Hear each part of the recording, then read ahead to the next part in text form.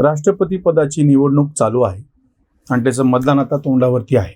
त्याच्या प्रचारासाठी भाजपच्या उमेदवार द्रौपदी मुर्मू ह्या मुंबईला आल्या होत्या. आश्चर्याची गोष्ट म्हणजे त्या यायच्या आधीच इथल्या तथाकथित पुरोगामी पत्रकार आणि विचारवंतांनी त्यांनी मातोश्रीवरती कसं गेलं पाहिजे असं उच्च रवात सांगायला सुरुवात केली. वास्तविक पाहता मातोश्रीवर जाण्याची जी प्रथा होती ती बाळासाहेब ठाकरे असताना, भाऊ तोरसेकरांनी व्हिडिओमध्ये फार चांगलं हे केलेलं आहे की मातोश्रीवर जाणं म्हणजे ते बाळासाहेब ठाकरे तिथं होते, त्यांचा एक दरारा होता आणि भाजपची त्यांची इतक्या वर्षांपासूनची ती युती होती, त्याच्यामुळे ती गोष्ट होती. पण आता केवळ मातोश्री नावाच्या बंगल्यावरती त्यांचे चिरंजीव उद्धव ठाकरे बसलेले, जे माजी मुख्यमंत्री आणि आता शिवसेनेचे पक्षप्रमुख आहेत, म्हणून कोणी मातोश्रीवर जाईल असं नाही. बरं, आश्चर्याची गोष्ट म्हणजे द्रौपदी मुर्मू यांनी पाठिंब्याच्यासाठी म्हणून त्या मातोश्रीवर जायला पाहिजे असा आग्रह धरणारे ह्यांनी कधीही गेल्या 2.5 वर्षात असं वाक्य नाही उच्चारलं की शरद पवारांनी मातोश्रीवर जायला पाहिजे होतं. शरद पवार चुकूनही मातोश्रीवरती गेले नाही त्या काळामध्ये. म्हणजे हे जे सरकार, म्हणजे यापूर्वीचं महाविकास आघाडीचं सरकार स्थापन करत असताना संजय राऊत कसे उंबरे झिजवत होते सिल्वर ओकचे, किंवा माजी मुख्यमंत्री उद्धव ठाकरे हे कसे तिथं जात होते, किंवा बाकीचे, इतकंच नाही, मुंबईचे उच्चपदस्थ अधिकारी सुद्धा सिल्वर ओकचे उंबरठे झिजवत होते. म्हणजे तेव्हा असं कोणी विचारलं नाही की जर हे सरकार स्थापन करायचं असेल, शिवसेनेच्या मदतीनं हे करायचं असेल, तर बाळासाहेब थोरात असो किंवा राष्ट्रवादीचे नेते असो, ह्यांनी मातोश्रीचा उंबरठा झिजवायला पाहिजे. कोणीही मातोश्रीचा उंबरठा झिजवायला बसलेलं नव्हतं. हे स्वतः सिल्वर ओकला तेव्हा चक्रा मारत होते. मुख्यमंत्र्यांचं अधिकृत निवासस्थान वर्षा म्हणून जे आहे त्या ठिकाणी काही बैठका आणि काही हे झाल्या. वास्तविक पाहता तिथे पूर्ण वेळ उद्धव ठाकरे मुख्यमंत्री असताना राहत नव्हते. फक्त म्हणजे ते जे नाटक झालं ना, वर्षा बंगला पण मी कसा काम करते, वस्तुतः ते त्या सगळ्या कालखंडामध्ये मातोश्रीवरतीच होते. वर्षा हे मुख्यमंत्र्यांच्यासाठीचं निवासस्थान राखीव आहे. जो कोणी मुख्यमंत्री पदावरती आहे तो वर्षामध्ये राहतो, पण स्वतः उद्धव ठाकरे हे पूर्ण वेळ वर्षावरती राहत नव्हते. त्याच्यामुळे त्यांचे जे वर्षा निवासस्थान मी कसं सोडत आहे, मुख्यमंत्री पद नंतर सोडलं त्यांनी राजीनामा, ती गोष्ट वेगळी. आणि लगेच त्या 2-3 बॅगा बाहेर आलेल्याच एक व्हिडिओ फुटिंग तुम्हाला दिसतं आहे. तेवढ्या 2च बॅगा घेऊन गेले होते ती, बाकीचं काही सामान त्यांचं तिथं नव्हतंच मुळात. द्रौपदी मुर्मूंच्या संदर्भामध्ये भारतीय जनता पक्षाशी त्यांनी जे काही धोरण जाहीर केलं आणि सगळ्या खासदारांचा ज्या पद्धतीचा दबाव प्रत्यक्ष उद्धव ठाकरेंवरती आला, राज्यसभेतले आणि लोकसभेतले मिळून हे जे सगळे भाजपचे शिवसेनेचे खासदार आहेत सगळे, म्हणजे त्याच्यातले किती उद्धव गटामध्ये आहेत किंवा किती एकनाथ शिंदे गटामध्ये आहेत ती गोष्ट वेगळी. शिवसेनेनं, म्हणजे जी काही शिवसेना नावाचा पक्ष आहे, आपण समजूयात की तो सगळा एकच आहे. काय फाटाफूट झाली आणि काय नाही ते सगळं तांत्रिकदृष्ट्या बाजूला ठेवूयात. शिवसेनेनं द्रौपदी मुर्मूंना पाठिंबा जाहीर केला, ही गोष्ट आधीच घडलेली, आणि तेही हा पाठिंबा उद्धव ठाकरे यांच्या मुखाने जाहीर झालेला आहे. म्हणजे असं नाही दुसऱ्या कोणी तो जाहीर केलेला आहे ते. मग आता हे जे म्हणत होते सगळे की द्रौपदी मुर्मूंनी मातोश्रीवर यायला पाहिजे, मातोश्रीवर यायला पाहिजे, ते हे कोण होते पत्रकार?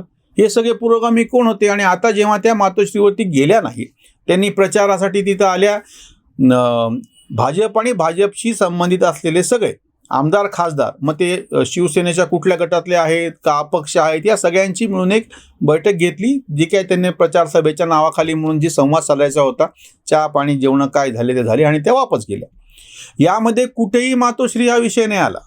वस्तुतः जर उद्धव ठाकरे यांनी तेव्हाच महाविकास आघाडी करायची असताना सुद्धा स्वतः मुख्यमंत्री पदावरती न बसता आपला एखादा शिवसैनिक मुख्यमंत्री पदावरती बसवला असता काँग्रेस आणि राष्ट्रवादीच्या पाठिंब्यावरती, तर मातोश्रीचं महत्त्व अबाधित राहिलं असतं.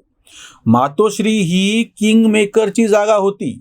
बाळासाहेब ठाकरे हे त्या युतीचे शिल्पकार होते. 1995 ते 99 या कालामध्ये जी सत्तेवरती महाराष्ट्रामध्ये होती, आणि महाराष्ट्रातलं ते पहिलं सरकार होतं ज्याचा काँग्रेसशी काहीही संबंध नाही.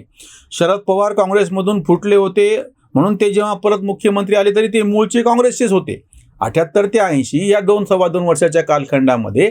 त्याच्यामुळे महाराष्ट्राला मनोहर जोशी मुख्यमंत्री पदावर बसेपर्यंत विरोधी पक्षाचा म्हणून कोणी मुख्यमंत्री भेटलाच नाही, लाभलाच नव्हता. शरद पवार त्यांच्याच परिवारातले होते. त्याच्यामुळे पहिल्यांदा विरोधकांचं म्हणून जे काही सरकार सत्तेवरती आलं त्याचे शिल्पकार बाळासाहेब ठाकरे होते. प्रमोद महाजन जसं भाजपकडून बाजू लावून धरत होते, पण ते सक्रिय राजकारणी होते, नंतर केंद्रामध्ये ते मंत्री झाले. बाळासाहेब ठाकरेंनी कुठल्याही निवडणुका लढल्या नाहीत. ते किंगमेकर होते. त्यांचा त्या पद्धतीचा म्हणून जो धाक होता, प्रत्यक्षामध्ये त्यांच्या माघारी सुद्धा त्यांना श्रद्धांजली म्हणून का होईना, पण उद्धव ठाकरे यांच्या नेतृत्वाखाली 63 आमदार निवडून आले. ही खरं तर बाळासाहेबांची पुण्याई आहे. ती ओळखून जसं त्या 14 ते 19 या कालखंडामध्ये राजीनामे खिशात ठेवून का होईना पण धाक दाखवत होते हे मातोश्रीवर बसून, तेव्हा मातोश्रीची काहीतरी किंमत होती. तुम्ही जेव्हा स्वतः प्रत्यक्ष त्या पदावरती एकदा बसलात, तुम्हीच मातोश्रीचं महत्त्व कमी करून घेतलं. तुम्हीच सिल्वर ओकला चक्रा मारल्या. तुम्ही रस्ता दाखवून दिला. मातोश्रीला झुकवायचं असेल तर आता मातोश्रीवर प्रत्यक्ष जायची काहीच गरज नाही. सत्तेमुळं म्हणजे त्या आधीच्या महाविकास आघाडीच्या सरकारमध्ये तुम्हाला मुख्यमंत्रीपद भेटलं, तुमच्या पोराला कॅबिनेट मंत्रीपद भेटलं, बाकी शिवसैनिकाच्या हाताशी काही राहिलेलं नाही, काही आलेलं नाही आणि राष्ट्रवादीवाले त्यांचं खच्चीकरण करतायत. हे कळल्याच्या नंतर जेव्हा संधी भेटली तेव्हा एकनाथ शिंदेच्या नेतृत्वाखाली जवळपास सगळे शिवसेनेतले आमदार आणि आता खासदार सुद्धा तिकडे निघून गेले. म्हणजे मातोश्रीचं महत्त्व तुम्ही आपणहून घालवलं. ते झाकली मूठ राहिली असती तुम्ही जर पदावरती बसले नसते तर. दुसरी एक हसायची गोष्ट म्हणजे जे असं म्हणतात आता की द्रौपदी मुर्मूंनी कसं मातोश्रीवर जायला पाहिजे होतं, ते नकळतपणे हे मान्य करायला लागलेत की जी काही म्हणजे वंश परंपरेनं जे काही नेतृत्व येत आहे, म्हणजे बाळासाहेबाच्या नंतर उद्धव ठाकरे, म्हणजे उद्धव ठाकरेंची पात्रता किती आहे नेतृत्व करायची ते राहिलं बाजूला. हे सगळे पुरोगामी जे स्वतः लोकशाही एक मूल्य आहे अशी डिमडिम वाजवत असतात किंवा काही थोडं खट्ट जरी झालं तरी संविधान खतरे में म्हणून आरडाओरडा करत असतात, त्यांना हे आता लक्षात येत नाहीये द्रौपदी मुर्मूंनी मातोश्रीची पायरी चढायला पाहिजे, उंबरठा झिजवायला पाहिजे म्हणत असताना तुम्ही नकळतपणे ते जे वंश परंपरेने येणारे जे काही नेतृत्व आहे ते तुम्ही मान्य करायला लागला. म्हणजे आता उद्धव ठाकरेच्या नंतर आदित्य ठाकरे, म्हणजे काही पत्रकार हे पुरोगामी तर उद्धव ठाकरे नंतर आदित्य ठाकरे हे कसं नेतृत्व आहे आणि त्यांनी कशा पद्धतीनं प्रचार करायला पाहिजे आणि ते काय ती जी निष्ठा यात्रा काढली आणि त्याच्यात ती सगळी निसटली ती गोष्ट वेगळी. मग तुम्ही दोन गोष्टी आहेत. एक तर तुम्ही हे वंश परंपरागत आलेलं नेतृत्व मान्य करणार असाल तर तुमच्या लोकशाहीवरती विश्वास नाही. एक नंबर 2 स्वतः बाळासाहेब असं म्हणत होते की माझा लोकशाहीवरती नाही ठोकशाहीवरती विश्वास आहे म्हणून. मग तुम्ही त्या पक्षाची भलावण करायला लागलात की जो लोकशाहीच मानत नाही. मग तुम्ही तुम्हाला नैतिक अधिकार कुठला उरतो की बाबा लोकशाही खतरेमध्ये काय, लोकशाहीला काय धोका पोहोचलेला आहे, संविधानाला धोका आहे आणि हे भाजपचं सरकार मनुवादी सरकार यांना लोकशाही कशी मान्य नाही. अरे पण तुम्ही आत्ता ज्यांची भलावण करता आहात त्यांना लोकशाही कुठं मान्य, तुमच्या म्हणण्याप्रमाणे त्या बाळासाहेब ठाकरेंना लोकशाही कुठं मान्य होती. म्हणजे ह्यांचं एक कसं झालेलं आहे माहिती आहे का की फक्त भाजपला विरोध करायचा आहे, फक्त भाजपच्या नावानं काही ना काहीतरी बोटं मोडायची आहेत आणि त्याच्यासाठी जो कोणी आपल्याला सापडेल तो एकदा कुठल्या कारणानं भाजपच्या विरोधामध्ये गेला की लगेच त्याला आपलंसं करायचं. आताच्या प्रकरणामध्ये ह्या सगळ्यांना जर एवढं वाटत होतं, या सगळ्यांना उद्धव ठाकरेंच्या पुरोगामित्वाची इतकी खात्री होती, यांनी पवारांनी त्यांना आम्ही नेहमी म्हणतो की मांडीवर घेऊन त्यांना पुरोगामी करून घेतलं, कुठलं गोमूत्र शिंपडलं त्यांनाच माहिती आहे. मग असं जर असेल तर त्यांनी जेव्हा द्रौपदी मुर्मूंना पाठिंबा जाहीर केला तेव्हा या सगळ्यांनी खडसावून का नाही विचारलं उद्धव ठाकरेंना की तुम्ही पुरोगाम्यांनी मिळून ज्या यशवंत सिन्हाच्या पाठीशी उभं राहायचं ठरवलेलं आहे त्यांच्याकडं का नाही गेला?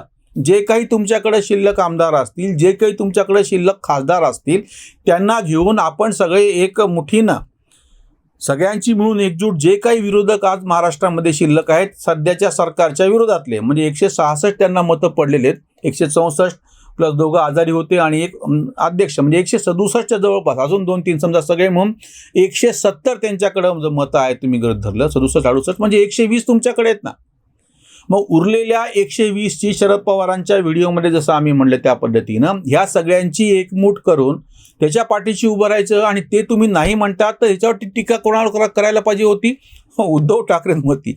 तसं न करता आता ते ज्यांना पाठिंबा देत आहेत त्या भाजपच्या उमेदवार द्रौपदी मुर्मू त्या मातोश्रीवर का नाही गेल्या? म्हणजे किती कमाल झाली. तुम्हाला यशवंत सिन्हाला तुम्ही उभं केलेलं आहे, तुम्ही जे काही विरोधातले आहात ते सगळे यशवंत सिन्हाच्या पाठीचे आहेत. मग आता द्रौपदी मुर्मू मातोश्रीवर गेल्या काय, मातोश्रीवर गेल्या नाही काय, तुम्हाला काय फरक पडायला लागलाय? द्रौपदी मुर्मू यांच्या या कृतीने असं म्हणावं लागतं की मातोश्रीचा जो दरारा होता, जो धाक होता त्याची इतिश्री झालेली आहे आणि ती मातोश्री बाळासाहेबांच्या सारखी वेळेशी होती तशी आता उरलेली नाही. इथेच थांबूयात. धन्यवाद.